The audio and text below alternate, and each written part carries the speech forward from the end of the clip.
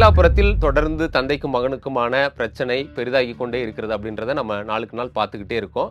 இதைத் தொடர்ந்து ஒரு தந்தையர் தினத்தில் ஒரு ட்வீட்டை வந்து அன்புமணி அவர்கள் போட்டிருந்தாரு, மன்னிப்பும் கேட்டிருந்தாரு. இதைத் தொடர்ந்து இருவருக்குமான சமாதானம் நடக்கப் போகுது அப்படின்னு பலரும் நினச்சிட்டு இருந்த வேளையில் இன்னும் சண்டை முடியல, போயிட்டு தான் இருக்கு அப்படின்னு சொல்றாங்க. குறிப்பாக அதற்கு பிறகு மருத்துவர் ராமதாஸ் அவர்கள் சில ஊடகங்களுக்கு தனியாக நேர்காணல்களும் கொடுக்க ஆரம்பித்து மறுபடியும் அன்புமணி மேலே சில குற்றச்சாட்டுகளை எல்லாம் சொல்லிக்கிட்டு இருக்காரு அப்படின்றதையும் பார்த்தோம்.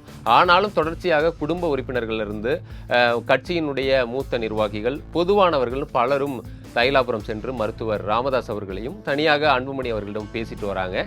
இதில் கிட்டத்தட்ட இப்போதைக்கு வந்து சமாதானத்தை நோக்கி வந்துட்டாங்க அப்படின்னு தான் சொல்கிறாங்க. அதற்கான காரணம் என்ன அப்படின்னா, கட்சி இப்படியே சண்டையிலே இருந்தால் கட்சி செல்லா காசாகிடும் அப்படின்னு தான் பொதுவாக இருக்கக்கூடிய, அதாவது வெல்விஷர்ஸ் அப்படின்னு சொல்லுவாங்களே, நலம் விரும்பிகள், அவங்கெல்லாம் வந்து அறிவுறுத்தியிருக்காங்க.